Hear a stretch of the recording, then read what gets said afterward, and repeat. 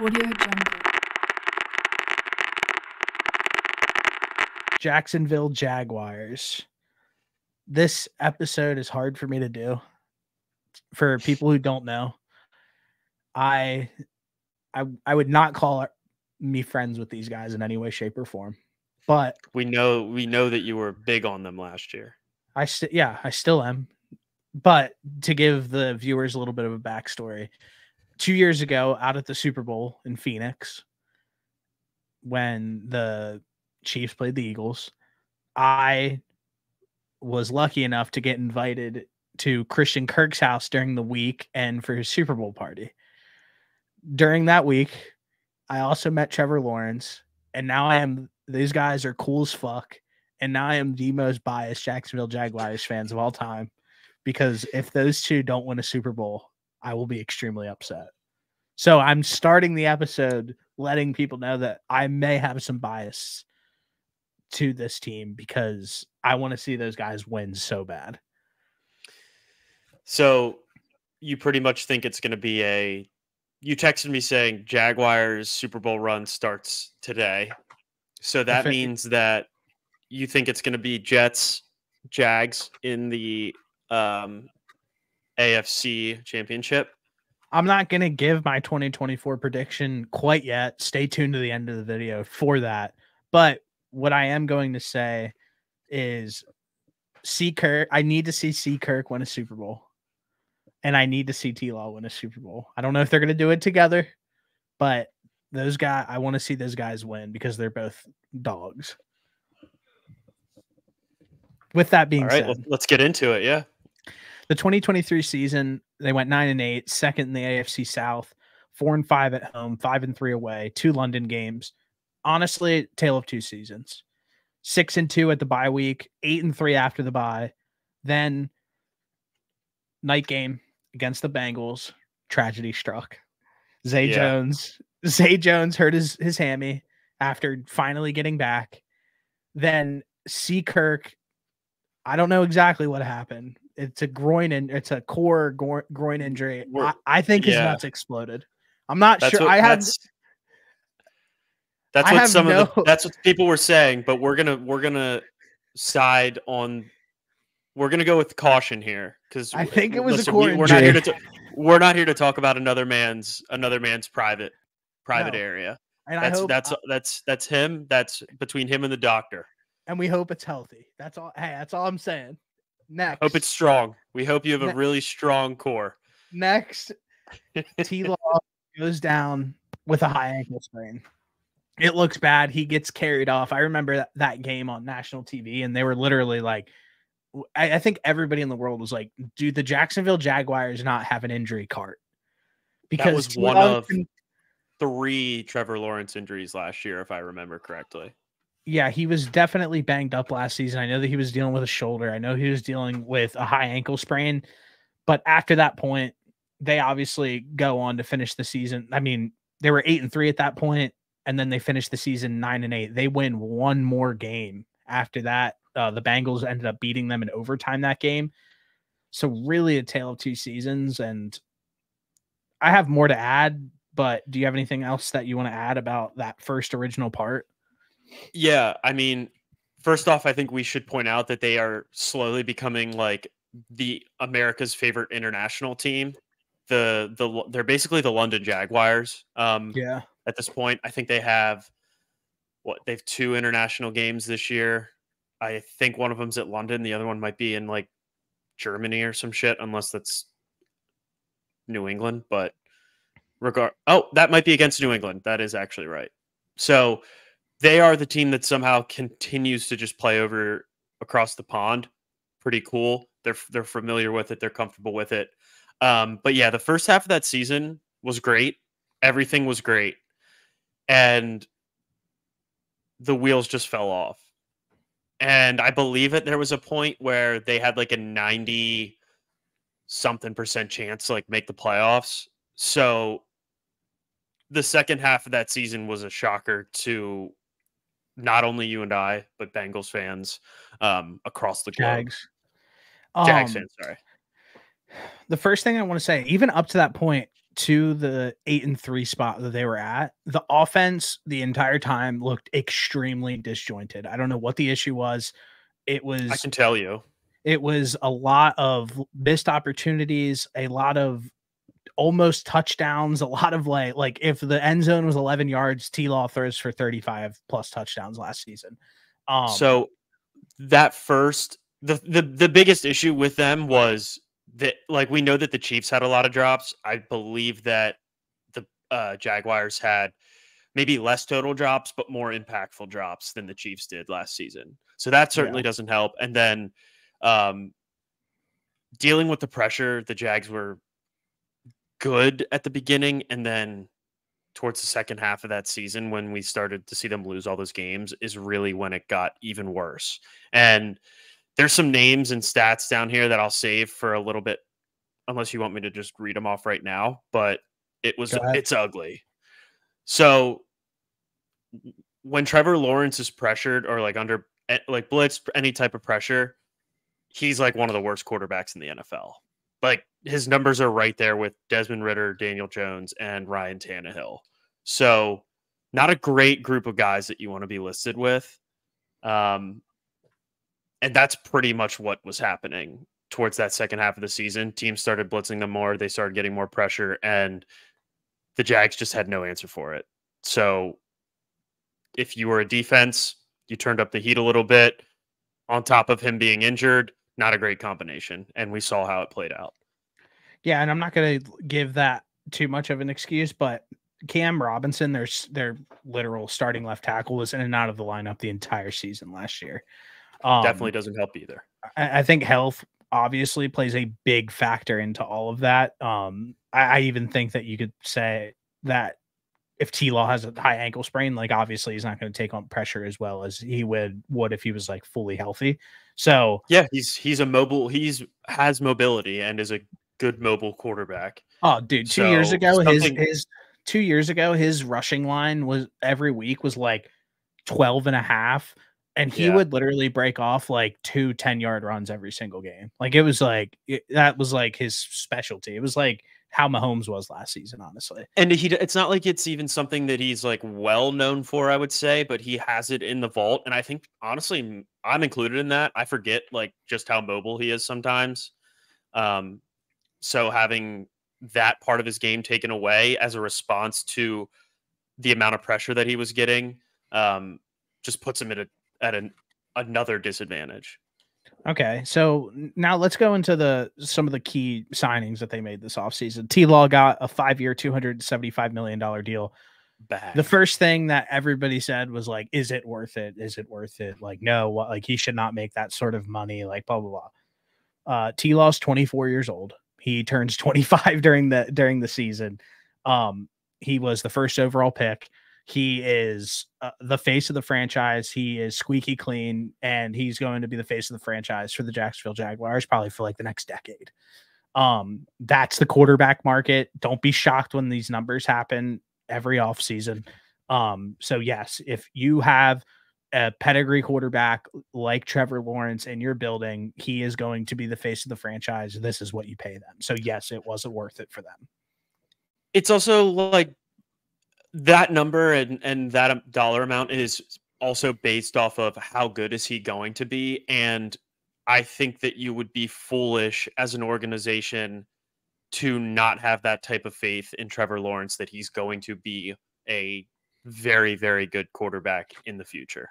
Yeah, and I think that something that people always bring up is like the stats of like Mac Jones compared to him.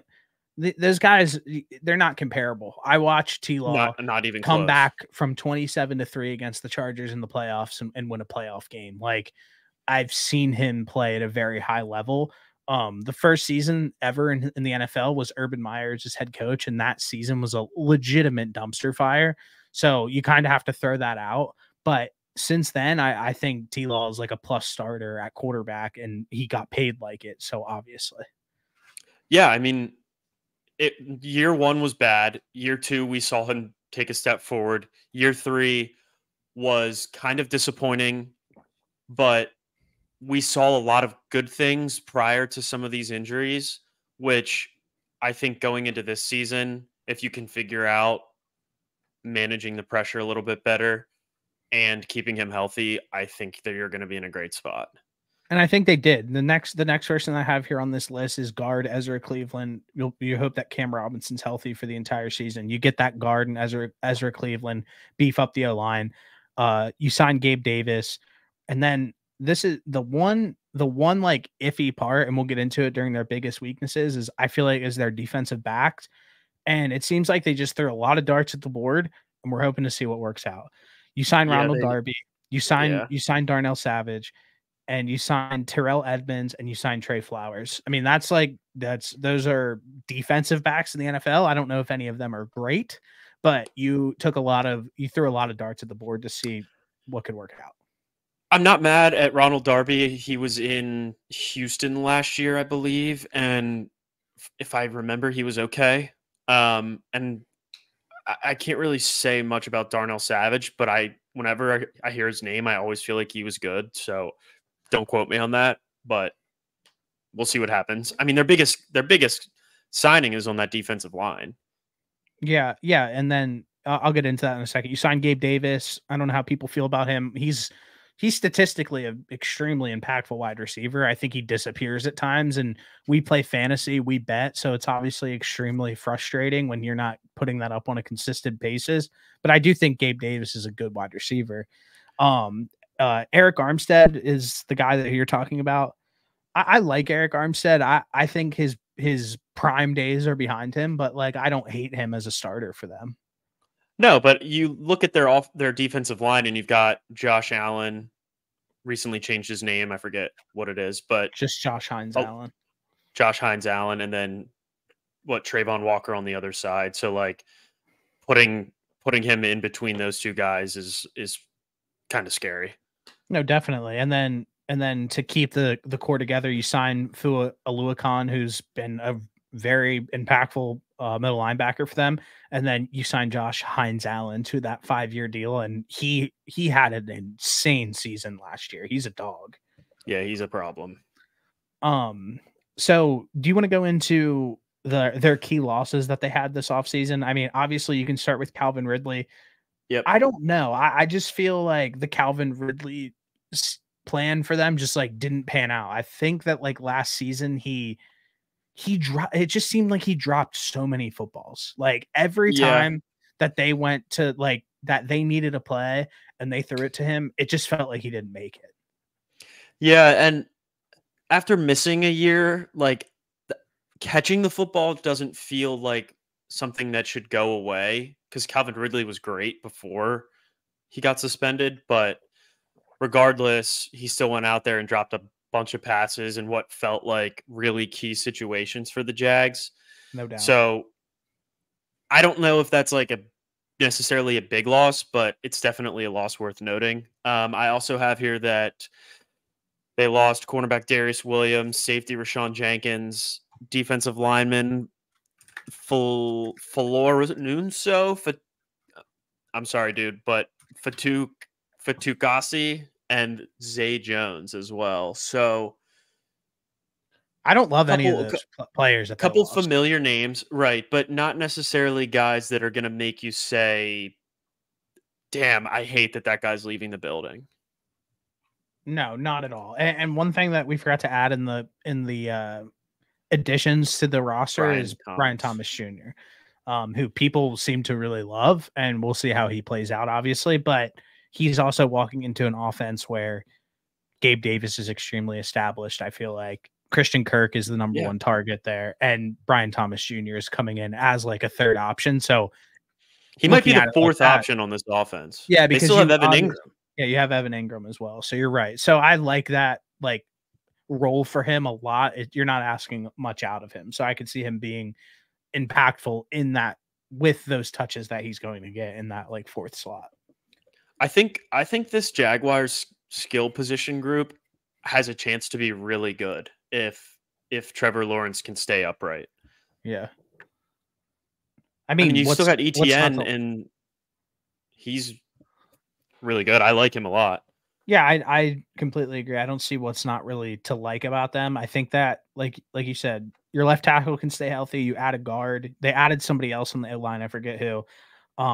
You add They Gabe added a Davis. center, Yeah, they added a center. You add Gabe Davis. You Mitch add Morse. Bryant. Yeah, Mitch Morris, and you add Brian Thomas Jr. Yeah, I'm with you. I think this offensive group is like low key, like kind of slept on. I think I C. think so Kirk's too. literally the most slept on wide receiver in the NFL, and I'm not just saying that. Like I'm saying, I'd have to actually take a look back through his numbers. yeah, I think that like he has like real potential. Hold on, I'm about to pull up his stats from 2 years ago when he like really balled out. He had 2 years ago. He had 84 catches, 1,100 yards, and 8 touchdowns. Like Quietly I too. Yeah, yeah. I think he could be a 10 touchdown type of dude. Like he seems to make every big catch. He has some of the surest hands in the NFL. I just think he's super slept on, and him and T-Law obviously have that connection. I think that towards the end of the season, when T-Law and C. Kirk got hurt, that's when they really started to like mesh and like have started to like put together some big games. And of course, like both of them got hurt. It was like kind of annoying. Yeah. It's unfortunate how it worked out like that. So the next thing that I wanted to touch on is what makes this team special.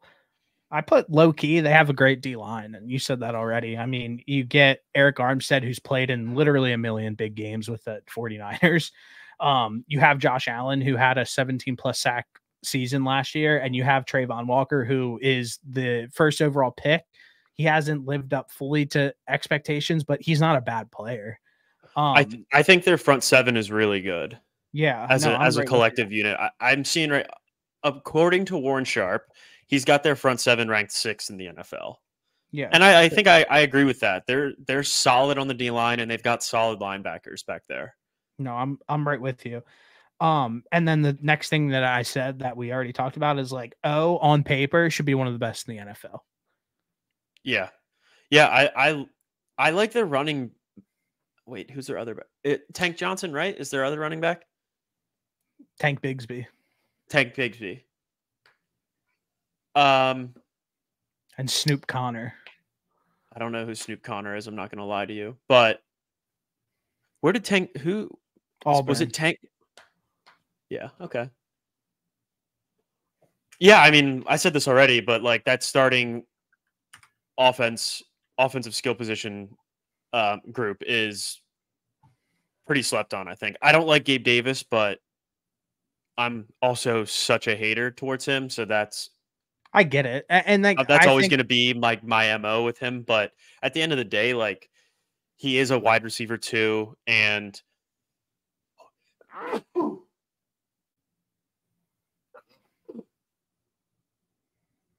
going on? excuse me, I had to sneeze. He is a wide receiver too, and there is other good talent around him. So like they aren't going to need him to go out there and put up absurd wide receiver 2 numbers. And but he can, like, if you He catch him can. on the right game, he can do it. Weaknesses. I think Doug Peterson might be one of the biggest weaknesses that they're dealing with right now. And I hate to say it because I thought that he was going to be a really impactful head coach for them. But if you take out that Super Bowl season that he had with the Eagles, he's a below 500 coach. And one of the most confusing things that he has done in the last year and continued into this year is having Press Taylor be the offensive play caller and it not looking good and him still standing by it. So the one thing that I need to see is that Press Taylor take a step forward and Doug Peterson kind of being validated in that decision by having him call those plays. Because if it starts to go poorly again, and if he doesn't make that decision, that like swap where he's like, I'm going to start calling plays, I'm going to really start questioning Doug Peterson. Well, I was going to ask you, why is Doug Peterson not having more of a role in the offensive play calling? He's an offensive minded coach. So I think maybe he that's the does. issue, is he needs to take maybe more of a role in that part of it. He came out with like some statement where when he was under Andy Reid let him do that. And that is where it stems from. But also at the same time, like it feels like Doug Peterson's coaching for his job a little bit in this situation because you just paid Trevor Lawrence. He's the guy. Agreed. He's solidified there. They could lose every game this season. Trevor Lawrence will be their quarterback next year. So it feels a little bit like Doug Peterson's like on the hot seat. And I feel like not that many people are talking about it. Like if they're not a playoff team this year, I could see them moving on from him. Yeah, I completely agree with you. This would be, if they don't make the playoffs this year and Trevor Lawrence stays healthy, that's unacceptable. And I completely agree. I think it's probably time to move on. And obviously this is a stupid one because we're going to say this a lot about a lot of teams, but if they stay healthy, but that's a given. Like this was like one of the teams that it seemed to affect more so than most. Like this was a team where their injury prevented them from being a good team. Like there's teams out there that get injured and they're bad to begin with. Like they're already bad. Yeah. But they get injured and they're worse. This was a team that was good, got injured, played bad. So yeah, I'm right with it. I think T-Law's You're right. You're right. You're very sprain, right. Like T-Law's high ankle sprain, like bro, people get high ankle sprains and miss like a month. Like he literally was, I remember he was like, he's not gonna play. And then he was like playing the next week, like on a high ankle sprain. I guess they were shooting him up with Toradol or something like that. But like the toughness that T-Law played with last season was insane. And it was like almost at his detriment a little bit, but like whatever. I mean, at least he fights. Yeah, I respect the fact of him coming back and like playing through some injuries, but also that's like a double-edged sword sometimes because you don't want to be considered soft, but also playing through injuries, like are you giving your team a chance to win if you're going out there and playing significantly less than what you're capable of? I mean, it's kind of like what happened with Baker Mayfield. Like that guy was trying to play through injuries throughout his career towards the end when he was at Cleveland, and it just didn't really help him. I mean, I'm looking like their backup CJ Beathard. Like I'm taking Trevor Lawrence on one leg over fully healthy CJ Beathard 10 times out of 10 and twice on Sunday. Well, I would hope that you would be more confident in your starting quarterback that's a little injured over a backup. Yeah. That's how I would look at that significantly injured. Or significantly injured. Like you're taking him if he can't. A high ankle sprain is a significant injury. I know that like not that many people talk about it, but a high ankle sprain. Yeah, it is. It is. Injury. It is definitely. So 2024 predictions.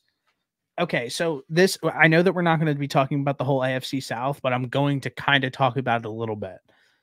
I think everybody in the world is going to be extremely high on the Houston Texans. I get it. They played really good last year. CJ Stroud was amazing, blah, blah, blah, this, that, and the third.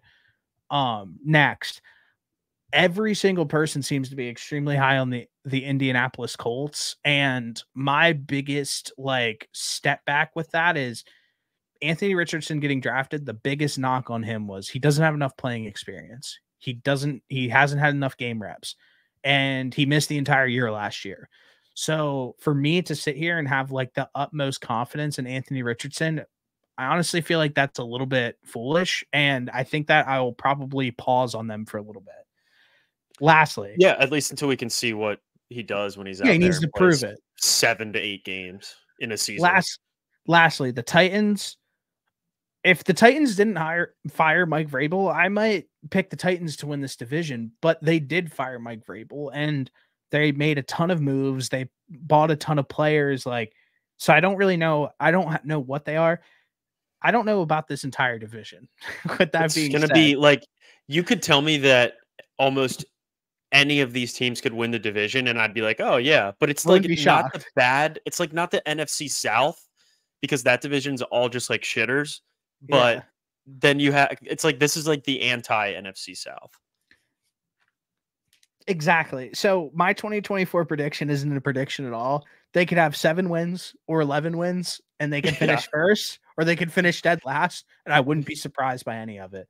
I think it really comes down to what this offense looks like ultimately. I think their defense is sneaky enough to be able to make some plays and make some turnovers, but we need to see Press Taylor and Doug Peterson get this play calling right, because I thought that was their biggest weakness last season. I don't think it was T-Law. I understand that you pulled up some pressure stats and all that, but I look at that as of a game plan deficiency and a coaching deficiency, not putting your players in that sort of position to make them fail and set them up for success. So I need to see their play calling take a huge step forward this year.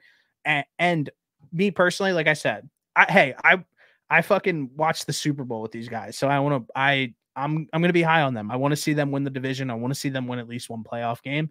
And like I said, I think Dougie P's on the hot seat this year if he does not at least make the playoffs. Yeah, I think the pressure thing that I mentioned earlier is threefold. It's offensive line, play call, and quarterback play. And if the play call and the offensive line are already at a deficiency, there's only so much that a quarterback can do. And on top of that, being injured, that's really not that great of a recipe for success. So I think some of it still has to go on Trevor Lawrence, because I think he's probably I would imagine he's probably a really smart quarterback. I mean, that's what we've seen throughout him at Clemson and when he isn't injured in the NFL. So I don't think it's all on Trevor Lawrence, obviously. I think you all kind of have to be put in the right spot from a coaching standpoint and from an offensive line standpoint. So that's not necessarily like a knock on Trevor Lawrence. I do have a couple things that are worrisome when it comes to Trevor Lawrence that are actually on him, I think. So he's got 21 career lost fumbles, which is 7 higher than any other quarterback. That needs to change. You can't have that many fumbles if you're a starting quarterback, especially that many more than the next highest guy. So I think you just got to be smarter with the football. And this one actually really shocked me. And it's in games that Trevor Lawrence starts, they're 1-18 if they don't have a takeaway. So I don't love that. Pretty much relying on where was this energy with Josh Allen? Josh Allen has ended up winning games. Well, I'm just saying, where was this energy with Josh Allen? He has more turnovers than anybody that you can imagine. Josh Allen's played in an AFC championship game. I know that, but I'm asking you, yes, when we talked about the Bills, you didn't mention anything about him cleaning up his turnovers. Because I don't think he's going to. And I still think he plays at an MVP level, even with the turnovers. All right, perfect. That's what I was just about to say. T-Law plus 3,000 NFL MVP placement. You're welcome. Hey, I just lobbed you that perfectly. Place it right now. The MVP bets, the MVP odds slide so much through a course of the season. I put $25 on Tua last year and cashed out for a positive cash out. So yeah, T-Law plus 3,000. We just said they like their loaded offense. Like, I'm taking that, but go ahead and finish. Yeah, so I'm looking at their schedule. I think they have the 15th easiest is what it looks like here. Yeah, so pretty much right in the middle. Talk to me. What? Talk to me. So their first 4 games are kind of tough. They go at Miami, home against the Browns, at Buffalo, and then at Houston. But after that, they have Indianapolis, Chicago, and New England. 2 of those 3 games are overseas. So that absolutely plays in their favor. They're really good playing overseas. And you're playing 2 rookie quarterbacks. So they have a nice I still think they win one of those first 4 games in weeks 1 through 4, but then having that 5, 6, and 7 3-week stretch against 2 rookie quarterbacks and a quarterback coming off of 4 weeks, or 4 games, however many Anthony Richardson played last year. I think that really plays in their favor. And then that back half of the season, they got Tennessee, the Jets, the Raiders, Tennessee again, and the Colts again. So like they could have a bad middle, and that would line up very nicely for the live season win total if that's something you want to keep an eye out on once the season starts. But end of the day, I'm right there with you. Like this Jags team could go 7-11 or 11-7. But I think I'm slating them in at 10 and what did I say? 10-7, 11-6. Sorry, 10-7. Okay. Sorry, too many numbers. But yeah, I got them at 10-7. I'm right with you. I mean, it just feels like this division, regardless of what everybody thinks about the Houston Texans, which we'll get into at some point, regardless of people being really high on them, it feels very much up for the taking. I don't think any team is an extreme favorite by any stretch of the imagination. Yeah, like I said, you could tell me pretty much. I would be surprised if Tennessee won the division, but it wouldn't be like saying that it's not as unbelievable as saying like the Patriots win the division. No, I'm 100% with you. So all right, 2024 Jacksonville Jaguars. I want to see you guys win. I don't know how Noah feels about that, but I'm definitely a fan of the team. So I like him. I mean, I like Trevor Lawrence. I always have. I would like to see him play well. Bro, that hat that he wore in his signing picture was so clean, bro. I remember the picture, but I can't remember the hat. You might have to get a. I'll pull it up real quick.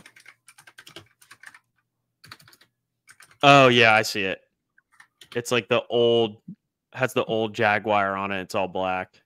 Bro, hold on. I'm gonna pull it up for the people because it is such a clean hat. I think you might have to buy that if. Where did you see that at? I can't find it. I literally just typed in Trevor Lawrence signing day picture. Trevor Lawrence wearing a hat is what I looked up. Oh, I found it. There's one on NFL.com of him. And he had like the throwback polo on too. And I think they're bringing back the throwback jerseys. I think they're bringing back this was low key one of the most slept on signing day fits of all time.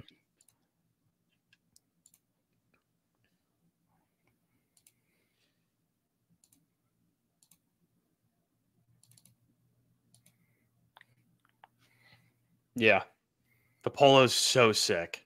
Like that polo is so clean and that hat is so clean, bro. Yeah. Good vibes from his wife too. Yeah, great vibes. All right, well, hey, sorry we went off a little bit of a tangent there, but hey, I appreciate a good hat. So, all right, 2024 Jacksonville Jaguars, we're done. Audio Jungle.